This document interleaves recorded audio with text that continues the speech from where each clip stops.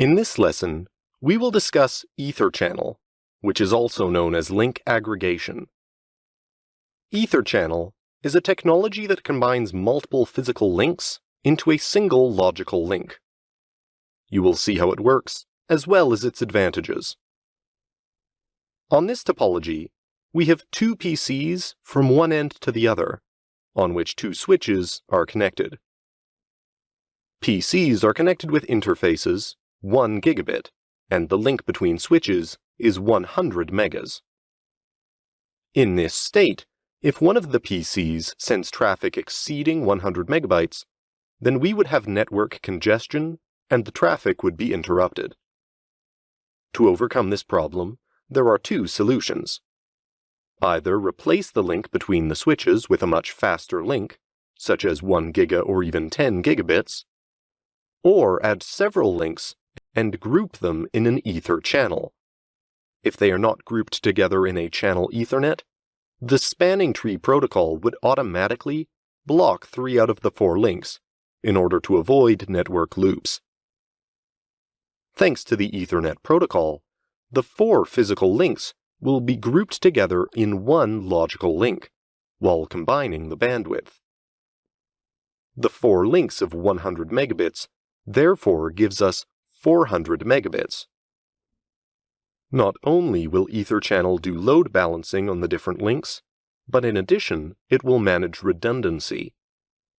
That is to say that if one of the links falls, the traffic will pass on the 3 other links in all transparency. In EtherChannel, it is possible to group together up to 8 physical interfaces. To configure the EtherChannel, we have the choice between two protocols. PAGP, which is Cisco-owned, and LACP, an IEEE standard.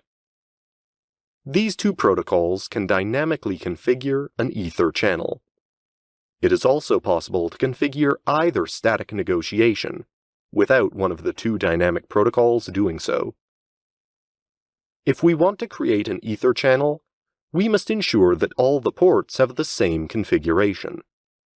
That is to say, same duplex mode, same speed, same native VLAN and VLAN authorized to circulate, as well as the same switch port mode, i.e. trunk or access. The two protocols check, anyway, if the configuration of the ports at the ends is indeed identical. The PAGP uses 3 statuses in its configuration. Auto status is the default mode. The port waits for negotiation to become an aggregation. In desirable status, the port negotiates with the neighboring port. And the status on is used to declare an active aggregation without any negotiation. In this case, there is no need to use PAGP or LACP. LACP also uses 3 statuses identical to PAGP, except that the name is different. Passive is the default mode. The port waits for LACP packets from opposite to respond, but does not send any by itself. Inactive, the port negotiates with its neighbor, and in the on status, there is no negotiation. And here is a table representing the modes of compatibility with the PAGP and LACP statuses. To configure an aggregation, you must choose the physical ports that you want to connect to the neighbor, enable PAGP or LACP protocol on these physical ports, and define a logical interface. If we change the configuration on a physical port, it changes the behavior only on that physical port.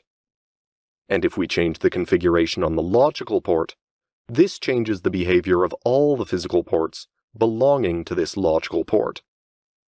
For the CCNA, it is necessary to know the different modes of PAGP and LACP so as not to mix them up. You will inevitably have a question about it.